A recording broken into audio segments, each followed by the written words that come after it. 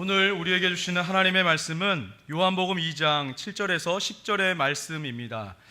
신약성경 144면에 있습니다. 다 같이 한 목소리로 하나님의 말씀을 합독하시겠습니다. 예수께서 그들에게 이르시되 항아리에 물을 채우라 하신즉 아귀까지 채우니 이제는 떠서 연회장에게 갖다 주라 하시매 갖다 주었더니 연회장은 물로 된 포도주를 맛보고도 어디서 났는지 알지 못하되 물 떠온 하인들은 알더라. 연회장이 신랑을 불러 말하되 사람마다 먼저 좋은 포도주를 내고 취한 후에 낮은 것을 내거늘 그대는 지금까지 좋은 포도주를 두었도다 하니라. 아멘. 이 시간 담임 목사님 나오셔서 요한복음 강의 하늘의 복음 6번째 시간 하늘의 잔치라는 제목으로 하나님 말씀 전해주시겠습니다. 목회 이야기 잠깐 읽겠습니다. 감사 편지. 안녕하세요. 저는 이번에 장학금을 받은 아무개입니다. 목사님께서 베풀어 주신 은혜에 감사 인사를 드리기 위해 이렇게 편지를 쓰게 되었습니다. 저희 어머니와 동생 그리고 저는 집안 사정으로 쉼터라는 보호시설에서 지내고 있습니다. 이곳에는 저희 가족 말고 다른 가족들도 많은데 그중 혼자 계신 아주머니도 한 분 계십니다. 그분은 독실한 기독교 신자이신데 저와 동생에게 여러 이야기를 해주시며 한 성경 구절을 알려주셨습니다. 사실 저는 그 말씀을 깊이 생각하지 않았고 기억조차 제대로 하지 못했습니다. 하지만 이번에 목사님께 장학금을 받으며 감사함과 기쁨을 느끼는 동시에 이 말씀을 기억하게 되었습니다. 그리고는 집에 와서 조각난 기억을 조금씩 맞춰가며 아주머니께서 말씀해 주셨던 구절을 찾아보았습니다. 두려워하지 말라. 내가 너와 함께 함이라. 놀라지 말라. 나는 네 하나님이 됨이라. 내가 너를 굳세게 하리라. 참으로 너를 도와주리라. 참으로 나의 의로운 오른손으로 너를 붙들리라. 이사야 41장 10절 말씀, 이전에 들었을 때와는 다른 따스함이 느껴졌습니다. 아마 어려운 상황에서 목사님께서 내밀어 주신 따스한 손길과 이미지가 겹쳐진 것일지도 모릅니다. 이번 일은 저에게 잊지 못할 기억이 될 것입니다. 목사님께서는 저에게 큰 도움을 주심과 동시에 힘든 상황 속에서도 의지할 곳이 있다는 것을 알려주셨습니다. 저는 이 일을 결코 잊지 않고 미래를 향해 나아감과 동시에 목사님을 본받아 다른 힘든 사람들을 도울 수 있도록 노력하겠습니다. 다시 한번 감사드리며 이만 줄이겠습니다. 세계 고등학교를 방문하여 전해준 장학금 수혜자 중 한 명이 보내온 감사 편지입니다. 우리 교회에서 전해준 장학금이 한 청소년의 가슴에 새로운 용기와 희망의 불꽃을 피우게 했습니다. 부디 우리 교회가 어려운 환경에 처한 많은 청소년들에게 등대가 되길 축복합니다. 지난번에 부여, 남고, 여고, 정보고 세 군데 이제 우리가 100만 원씩 한 사람당 100만 원씩 전달을 했는데 그 남고에서 이제 받은 아이가 여기 감사 편지를 보내왔어요. 그제. 근데 아빠가 이렇게 술을 많이 먹고 엄마를 이렇게 폭력을 많이 하고 그래서 법적으로 아주 접근 금지 가처분 명령이 내렸대요. 그래서 석성에 아빠는 살고 자기들은 엄마하고 동생하고 저기 공주 의당 거기에서 보호센터에서 산다고 하더라고요. 참 어려운 아이인데 그래도 이제 의지가 있고 열심히 공부하고 공부도 잘하고 그래서 학교에서 추천을 해줘서 그 아이에게 전달을 했습니다. 여러분 참 많은 청소년들 어려운 사람이 참 많잖아요. 그들에게 우리가 등대가 되고 힘이 되는 그러한 교회가 됐으면 좋겠습니다. 잠깐 기도하겠습니다. 하나님 아버지 감사합니다. 우리의 영원한 등대는 예수 그리스도이십니다. 주님 바라보고 이 자리에 와서 저희들도 작은 불빛이 되고 싶어서 왔사오니 성령님 말씀하여 주시고 깨우쳐 주시고 깨닫게 하여 주시고 믿음 갖게 하여 주시옵소서. 주의 말씀이 내 발의 등이요 내 길의 빛이라고 다윗이 고백했습니다. 하나님 평생 살아가며 앞을 분간하지 못하는 어리석음으로 고집 피우지 말게 하시고 교만하지 말게 하시고 항상 주의 말씀이 우리의 삶을 인도해 나가는 겸손함 속에 살아갈 수 있는 참 지혜자가 되게 하여 주시옵소서. 연약하고 부족한 종 주님 손에 부탁합니다. 성령님 사용하여 주시고 이른 아침 주님 앞에 나온 모든 성도들이 말씀의 새 힘, 새 능력, 새 은혜 얻는 복된 시간 되게 하여 주시옵소서. 주께서 이 모든 시간에 주인 되어 주시고 영광 받아 주시길 원하옵고 예수 그리스도의 이름으로 축복하며 간절히 기도하옵나이다. 아멘. 우리 앞뒤자고 반갑게 축복합시다. 사랑합니다. 축복합니다. 반갑습니다. 은혜 받읍시다. 많이 땡겨 앉으셨네요. 그래도 뭐 이 정도만 앉으셔도 감사하겠어요. 한번 따라 합시다. 성령으로 춤추는 교회, 성령으로 춤추는 인생 꼭 그렇게 되시길 주의 이름으로 축원드립니다. 오늘 말씀의 제목입니다. 한번 같이 하실까요? 하늘의 잔치. 목회를 하다 보면 참 재밌는 현상들을 만나게 되는데 그것은 애경사들이 어떤 때는 한쪽으로 그냥 집중되는 현상들이에요. 그래서 겨울에는 별일이 없다가 이 봄이 되면 날이 좀 풀리면서 연세 드신 어르신들이 많이 좀 이렇게 소천을 하세요. 돌아가세요. 그래서 지난주는 아마 정말 이 장례가 참 많았던 주간에 아까 광고도 보셨습니다만은 4분 소천했고 제가 월요일 날 춘천을 갔다 왔어요. 갑자기 아주 우리 교단의 큰 어른이 교통사고로 돌아가셔서 거기 이제 운전하고 춘천을 갔다 왔는데 월요일부터 시작해가지고 어제 발인 예배까지 아무튼 일주일 내내 장례가 아주 그냥 집중되었었던 그런 주간이었습니다. 참 장례 참석할 때마다 마음이 참 착잡하고 무거워요. 일단 슬픔 중에는 유족들을 위로해 줘야 되고 또 함께 신앙생활하던 우리 권사님들이 떠나셔서 그 가정 정말 마음 아픈 무거운 마음 가지고 위로와 소망의 말을 전해줘야 되기 때문에 참 무거운 마음을 가지고 갑니다. 그런데 이 장례만 또 한쪽으로 이렇게 딱 집중되는 게 아니더라고요. 또 요런 이제 봄, 가을은 또 뭐가 또 집중되겠습니까? 결혼식에 또 그냥 집중이 돼. 결혼식에 집중이 돼서 작년에는 한번 그런 적이 있어서요. 저는 아마 지금까지 살면서 결혼식 줄에 하루 동안 그렇게 많이 한 적이 처음이에요. 그것도 시간도 또 좀 이렇게 길게 넓게 벌어진 게 아니고 30분 단위로 11시 반, 12시, 12시 반 그렇게 했었나? 12시, 12시 반 1시간 했었나? 아무튼 30분 단위로 세 타임을 했어요. 세 타임. 그러니까 저기서 여기 뭐 예식장이 가까웠으니 망정이지 이 부목사님들이 밖에서 차 대고 있다가 끝나고 사진 찍고선 얼른 또 이동했다가 또 다시 왔다가 아유 그래서 참 그러면서 그때 아무튼 점심도 어떻게 먹었는지도 모르겠어요. 다 끝나고서 이제 물론 안도에 숨을 쉬면서 이렇게 먹기는 했는데 장례가 집중되기도 하고 결혼식이 집중되기도 하고 결국은 인생은 우는 일과 웃는 일이 같이 뒤범벅되어 있는 게 인생이에요. 그래서 평생 우리는 인류 역사상 계속 장례 때문에 우는 일들은 끊이지 않을 거고 또 이 결혼식과 같은 기쁜 일들 때문에 웃는 일도 끊이지 않을 거예요. 끊이지 않을 거예요. 성경 속에서도 보면 장례식에 대한 이야기가 참 많이 나오고요, 결혼에 대한 이야기도 참 많이 나와요. 특별히 여러분 지난 주일에 우리가 고난주간 지난 다음에 부활주일 지냈어요. 그리고 오늘 또 결혼에 대한 설교를 하게 됩니다.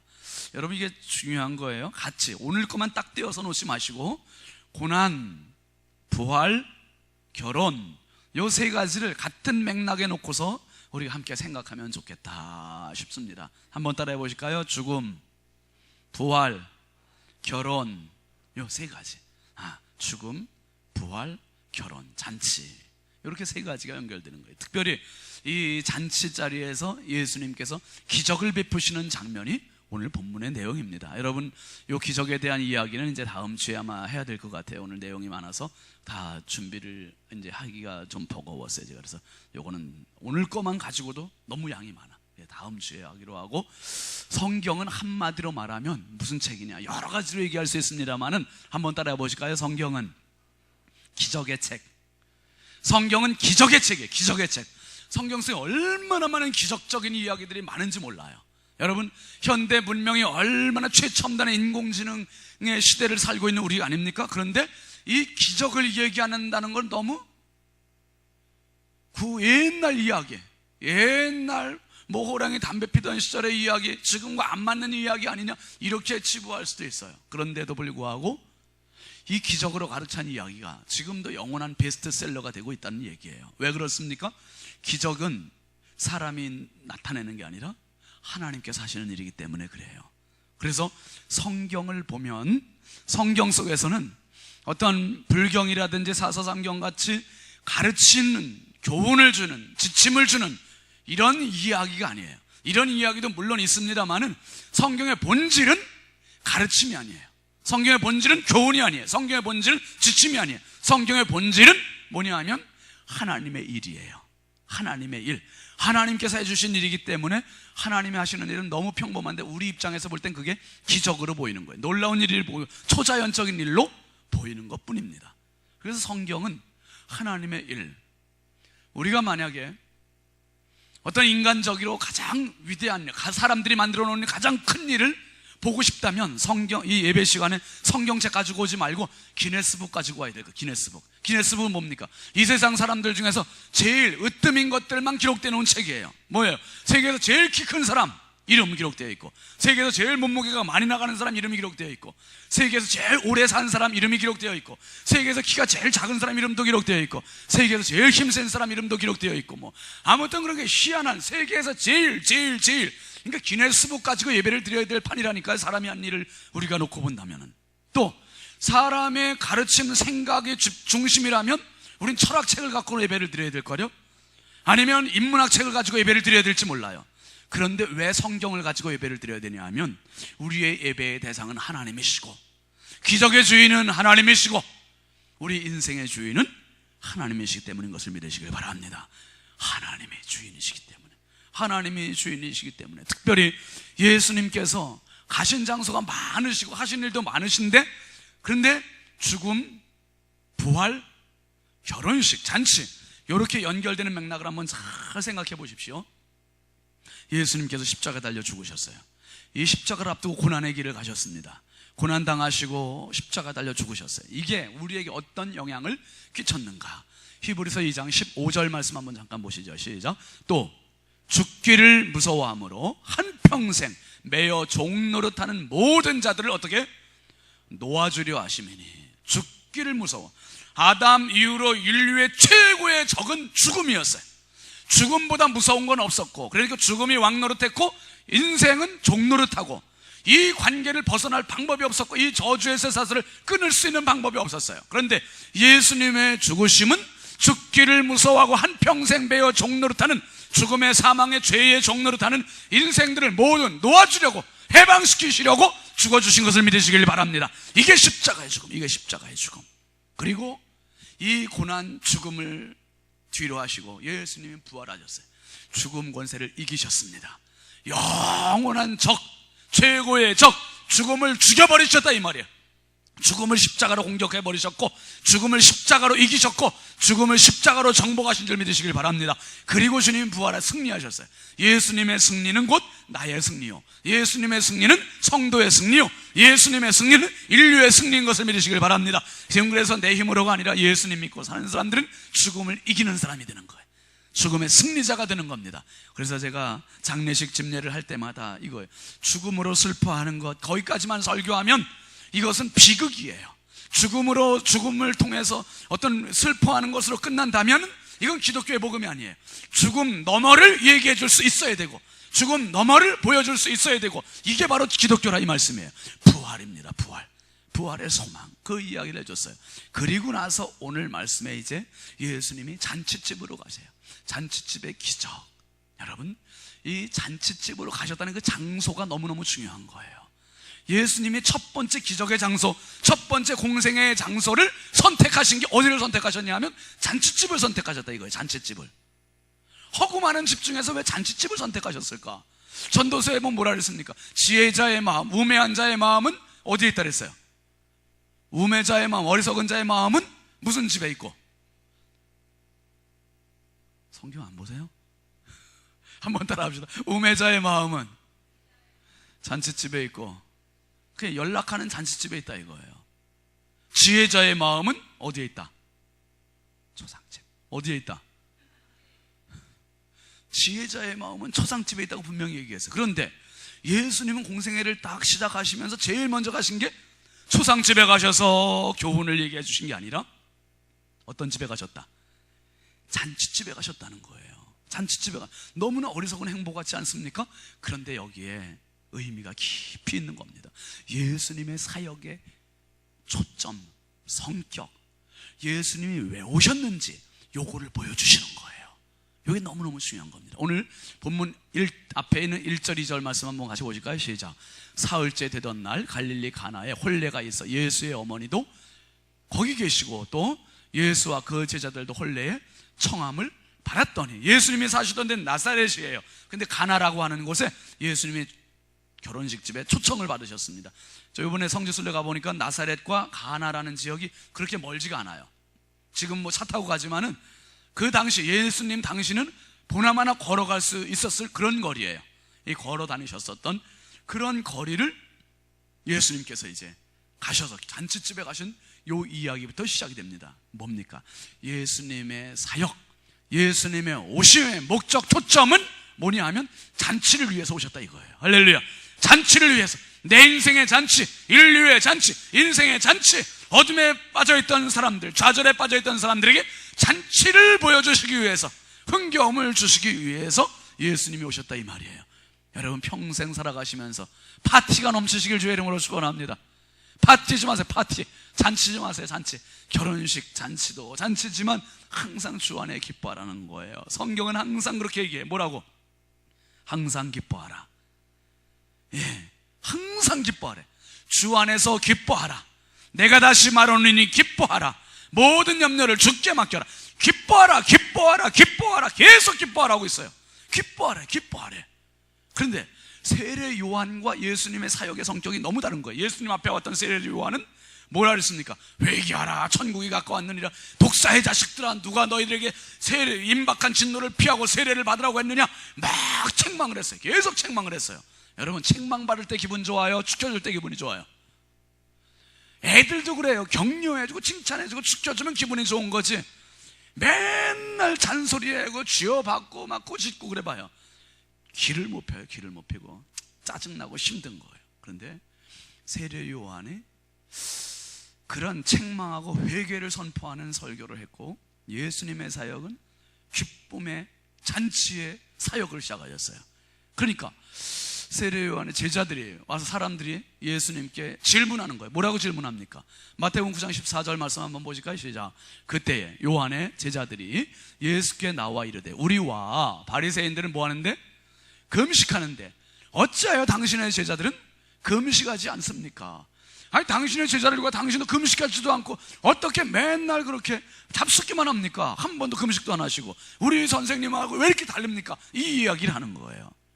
여러분, 세례 요한은 예수님께 인도하는 역할, 예수님은 우리의 영원한 신랑. 잔치집은 초상집이 되면 안 돼요. 잔치집은 잔치집 같아야 돼요. 풍악이 있어야 되고 즐거움이 있어야 되고 풍성한 음식이 있어야 되고. 여러분 어렸을 때 결혼식집 가면, 동네에 결혼식이 있으면 여러분 엄마 따라서 그 결혼식집 가잖아요. 잔치집 가면은 제일 관심 갖는 게 누구예요? 신랑 신부에게보다는 어렸을 때는 무슨 방? 과방 아세요? 과방. 과방이 제일 관심해. 그 결혼식 저 주변만 가도 벌써 이 전 부치는 냄새며 이게 뭐 벌써 팍 코끝을 자극하는 거예요. 엄마 따라가면 제일 든든한 백이 엄마가. 과방으로 딱 안내하시면 거기서 부치는 전들 주워 먹고 떡 먹고 고기 먹고, 아무튼 잔치집은 남들을 위한 게 아니라 바로 나를 위한 잔치. 이게 애들이 얼마나 신바람이 납니까? 여러분, 예수님께서 우리에게 오신 것은 인생의 고달픔, 인생의 눈물, 인생의 시련, 인생의 좌절, 그거 어떻게 되든지 좀 극복시켜 주시려고, 세임 주시려고, 일으켜 주시려고 하나님께서 예수 그리스도 이 땅에 보내신 줄 믿으시길 바랍니다. 영원한 절망과 영원한 포기와 영원한 아픔 속에서 그 느끼고 있는 우리에게 풍성함을 주시려고, 풍성함을 주시려고 우리를 직접 찾아오신 거예요. 요한복음 10장 10절 말씀 한번 같이 보시죠. 시작. 도둑이 오는 것은 도둑질하고 죽이고 멸망시키려는 것뿐이요, 내가 온 것은 뭡니까? 양으로 생명을 얻게 하고 더 풍성히 얻게 하려는 것이라. 예수 믿는 건 단순히 교회 다니는 게 아니라 예수 믿고 풍성한 생애, 기쁨의 생애, 감사한 생애, 행복한 생애를 경험케 해주시기 위해서 예수님 오셨다 이 말이에요. 할렐루야. 예수님 오신 것은 나를 행복하게 해주시려고, 기쁘게 해주시려고 풍악을 울리는, 그러니까 예수님은 한번 따라해 보실까요? 예수님은 내 인생의 과방이시다. 내 인생의 과방, 잔치집에 그 음식 만드는 그 방과 같이 예수님은 내 인생을 춤추게 하시는 분이에요. 행복하게 하시는 분이에요. 이럴 때 다 같이 아멘! 아멘이 나와야지. 아멘. 예수님은 내 인생을 춤추게 하시는 분이에요. 정말 그것을 위해서 오셨다는 거예요. 여러분, 수고하고 무거운 짐진 자들을 위해서 마태복음 11장 28절 말씀 그렇게 얘기하지 않습니까? 시작. 수고하고 무거운 짐진 자들아 다 내게로 오라. 내가 너희를 어떻게 하겠다? 더 무겁게 해주겠다 아니라 쉬게 해주겠다 이거예요. 쉬게 해주겠다. 저는 이 말씀 때문에 춤추는 사람이에요. 1986년에 제가 이 말씀 붙들고 얼마나 눈물을 쏟았는지 몰라. 눈물 콧물 쏟아가면서 수고하고 무거운 짐진 윤진아 내게 오라. 내가 너를 쉬게 하리라. 이 말씀 하나 때문에 내 인생이 확 바뀌었어요. 확 바뀌었어. 주님 쉬게 해주신다면 주님 품에 안길래요. 밖에, 교회 밖에 있는 사람들, 술주정뱅이, 정말 타락한 사람, 음란한 이런 사람들을 향한 주님의 초청장인 줄 알았더니 교회 한복판에서 정말 힘들어하는 저를 향한 주님의 초청장이었어요. 이거 깨닫고서 정말 눈물 콧물 쏟으면서 주님의 은혜를 경험하고 얼마나 감사하게 지금까지 이렇게 춤추며 살고 있는 거예요.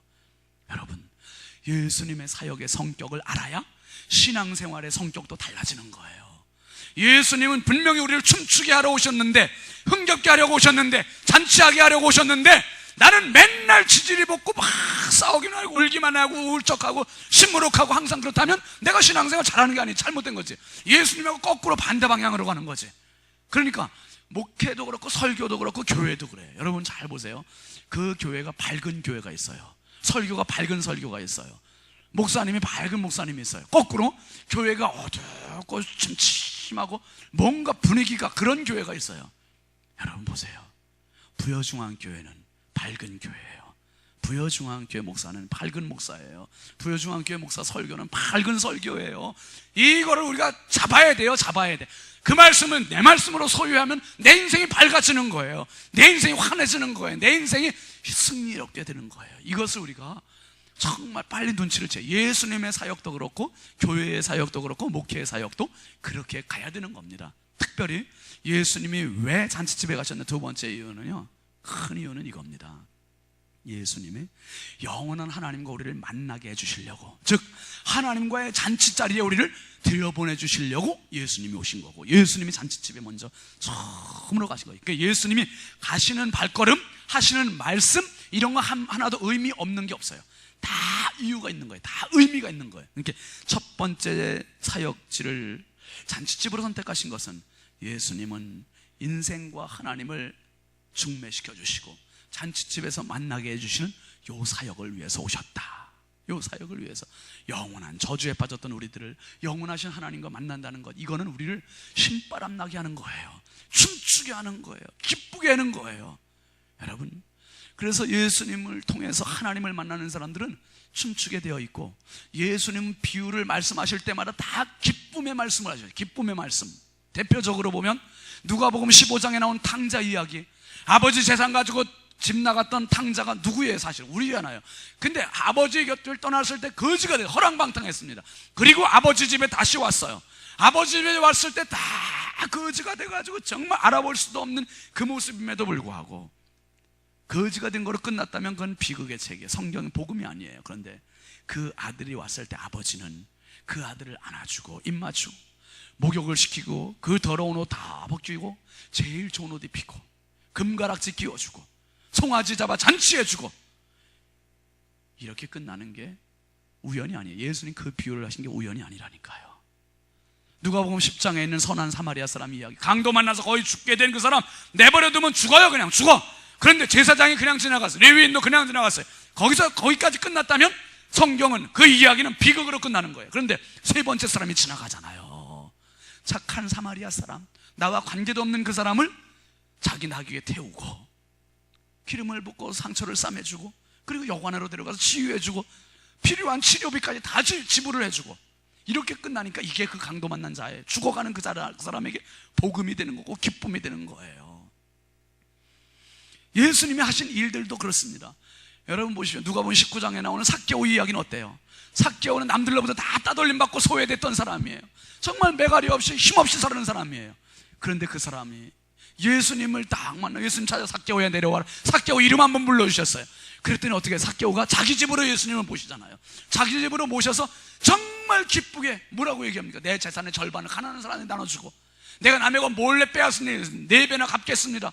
그러고서 다 나눠준다고 잔치가 벌어져. 잔치가 죽은 나사로가 죽은 지 나흘이나 됐는데 그 사람을 살려줬을 때 어떻게 됐습니까? 나사로 때문에 그 집에 잔치가 벌어졌어요. 잔치가. 예수님께서 마태복음 13장 말씀에 보면은 예수님이 천국을 비유해 주시는데 비유의 말씀에서도 그랬습니다. 예수님이 길바닥 그리고 가시밭 돌짝밭 이 세 가지 마음밭 이야기를 해요. 근데 이거로 끝나면 성경은 비극의 책이에요. 내 인생은 길바닥 같은 마음밭이야. 내 인생은 돌밭 같은 마음밭이야. 내 인생은 가시밭 같은 마음밭이야. 이걸 어떻게 할 수도 없어. 그런데 예수님 그 다음 말씀하세요. 옥토 좋은 밭 요 이야기를 해주신 좋은 밭 이야기 해주시니까 희망이 보이는 거예요. 기쁨이 보이는 거예요. 기쁨이 보여요. 사랑하시는 성도 여러분, 성경은 희망의 책입니다. 성경은 긍정의 책이에요. 성경은 우리에게 생명의 책이에요. 왜? 하나님이 하신 일들을 거기 다 담겨놨는데 그것은 바로 나와 하나님을 만나게 중매시켜 주시는 축복의 자리이기 때문에 그렇습니다. 예수님 그 일을 위해서 우리를 찾아와 주셨어요. 찾아와 주시고 영원한 천국 아버지와 함께 살게 해주셨어요. 요한복음 14장 1절 2절 말씀에 보면 그런 이야기 있잖아요. 너희는 마음에 근심하지 말아라. 걱정하지 말아라. 내가 내 아버지 집에 거할 곳이 많도다. 그러면서 뭐라고 그러셨냐면 내가 너희를 위하여 거처를 예비하러 가노니 혼인잔치 자리를 준비하러 가신다는 거. 혼인잔치 자리를 준비하러 가신다는 거. 기가 막힌 약속의 말씀이에요. 그러면서 예수님 이 이야기들 다 하시고 이 기쁨의 사역 다 하시고 이걸 우리에게 선물로 주시고 마지막에 어떻게 하시냐면 훌쩍 떠나버리셔. 제자들 보는 앞에서 훌쩍 떠나실 때 제자들이 너무 허망해 보이잖아. 아이고 예수님 그냥 떠나시네. 그때 예수님 하신 말, 그 예수님 주변에 있는 천사들이 들려준 말씀이 있어요. 그게 사도행전 1장 8절부터 11절까지 예수님 하신 말씀과 천사들이 한 이야기들이 쭉 있는데 한번 같이 보시죠. 시작. 오직 성령이 너희에게 임하시면 너희가 권능을 받고 예루살렘과 온 유대와 사마리아와 땅끝까지 이르러 내 증인이 되리라 하시니라. 그 다음에 이 말씀을 마치시고 그들이 보는데 올려져 가시니 구름이 그를 가려 보이지 않게 하더라. 올라가실 때에 제자들이 자세히 하늘을 쳐다보고 있는데 흰옷 입은 두 사람이 그들 곁에 서서 이르되 갈릴리 사람들아 어찌하여 서서 하늘을 쳐다보느냐. 너희 가운데서 하늘로 올려주신 이 예수는 하늘로 가심을 본 그대로 어떻게 오시리라 하였느니라. 두 가지 약속이 있습니다. 뭡니까? 첫 번째는 오시리라. 다시 오신다. 가심을 본 그대로 다시 오시리라. 다시 오실 예수님을 믿으시길 바랍니다. 그 예수님을 의지하시고 하루하루 살아가는 거예요. 그 다음에 두 번째는 뭐냐면 성령을 받으라는 거예요. 성령이 임하시면 너희가 권능을 받는다. 뭡니까? 다시 오실 예수, 지금 떠나신 예수님과 다시 오실 예수님과 이 텀이 있어요. 기간. 이 텅 빈 기간 동안에 너희들이 얼마나 힘들겠냐. 사탄은 너희 인생 가운데 계속 죄를 뿌릴 것이다. 좌절의 죄, 눈물의 죄, 시련의 죄, 고난의 죄, 계속 눈물을 흘리게 할 거고 힘들게 할 거고, 그럴 때마다 이 어려운 시간들을 어떻게 이겨나갈 것이냐? 성령을 받으라. 성령의 권능을 받고 이 힘든 시간들을 넉넉히 이겨나가라나 이 말씀이에요. 할렐루야. 성령으로 다시 오실 예수님까지의 그 기간들을 승리롭게 살아가라는 거예요. 주님이 우리에게 주신 지침입니다. 특별히 여러분 요한계시록에도 보면 또 이런 말씀이 있어요. 21장 1절 2절 말씀 한번 보시죠. 또 내가 새 하늘과 새 땅을 보니 처음 하늘과 처음 땅이 없어졌고 바다도 다시 있지 않더라. 또 내가 보매 거룩한 성 새 예루살렘이 하늘로부터 하늘에서 내려오니 그 준비한 것이 신부가 남편을 위하여 단장한 것 같더라. 야, 신부가 남편을 위하여 단장한 것 같은 새 하늘과 새 땅, 새 예루살렘, 천국이 내려오고 있는 환상을 바로 사도 요한이 본 거예요. 요한복음을 쓴 이 사도 요한이 본 거예요. 야, 천국. 그러니까 어떻습니까? 미래가 보이는 사람, 미래에 확신이 있는 사람은 오늘 힘들어도 극복할 힘이 있는 거예요. 극복할 이유가 있고 극복할 목적이 있는 거지요. 사랑하시는 성도 여러분, 죽음을, 부활을, 잔치를, 이 세 가지를 한 맥락으로 쭉 놓고 보면 우리 인생은 시련이요, 고통이요, 눈물이요, 죽음이에요. 부활 승천하신 예수 그리스도가 우리에게 승리를 안겨주셨어요. 승리의 확신을 가지고 성령 충만함으로 우리는 영원한 천국 잔치를 향해서 가는 인생입니다. 이 시간들이 고달프다 할지라도, 힘겹다 할지라도, 눈물이 와도, 좌절이 있어도 이 상황 가운데서 성령께서 함께 하심으로 우리는 힘을 내서 춤추는 사람이 되는 사람들이에요. 그 사람들이 바로 하늘의 잔치에 참여할 사람들입니다. 그래서 오늘 주님은 첫 행보, 사역의 첫 사역지를 결혼식집, 잔치집으로 선정하시고 거기 가서 기적을 베푸셨던 겁니다. 여러분, 오늘 내 인생 가운데 초상집과 같은 내 인생, 좌절한 내 인생, 예수님이 왜 찾아오십니까?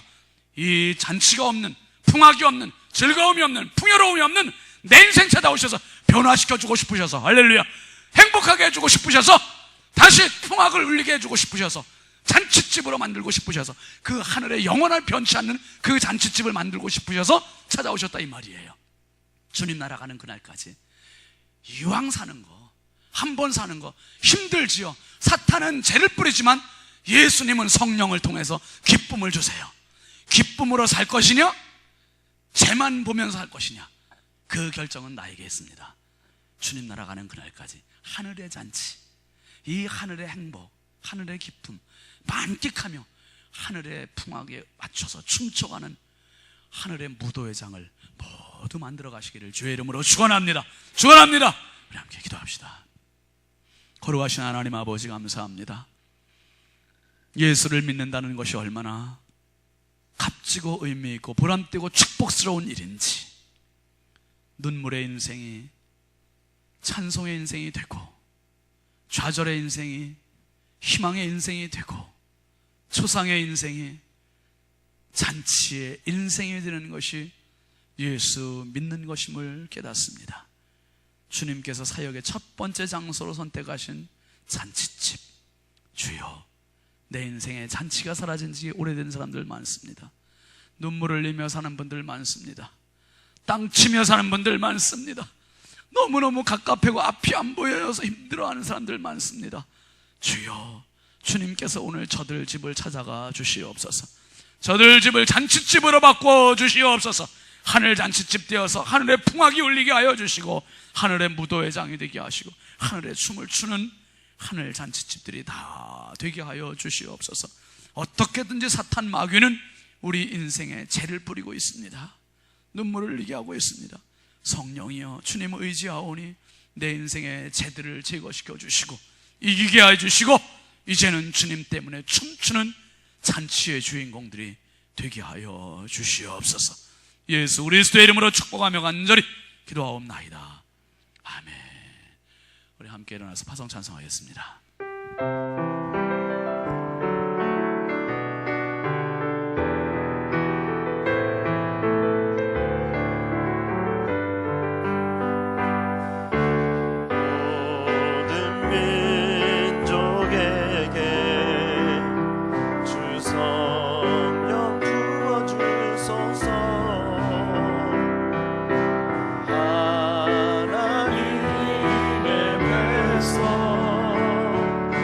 주 말씀 주시고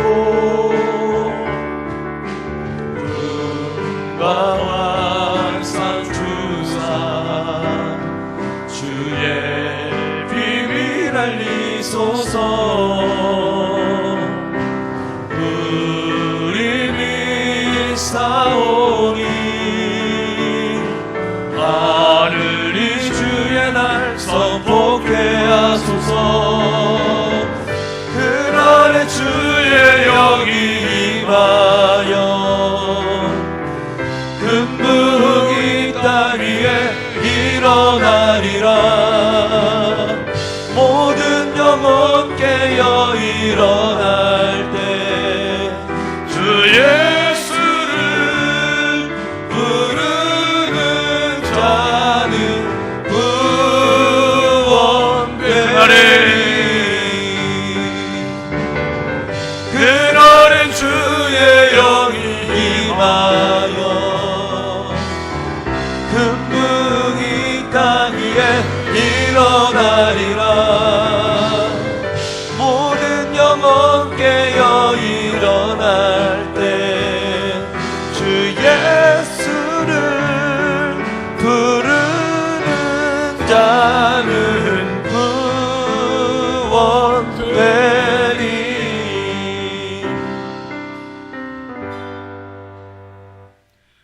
우리의 영원한 생명 되시고 기쁨 되신 주 예수 그리스도의 은혜와 하나님 아버지의 무한하신 사랑하심과 성령님의 감화 감동 내주 교통 역사하시는 은총이 시련과 역경과 고난과 눈물의 자리에서 내 인생을 성령과 함께 기쁨의 자리, 잔치의 자리, 하늘 잔치의 주인공으로 삼기로 다짐하고 돌아가는 사랑하는 모든 주님의 자녀를 머리머리 위에 이제부터 영원토록 함께 하시기를 간절히 축원하옵나이다.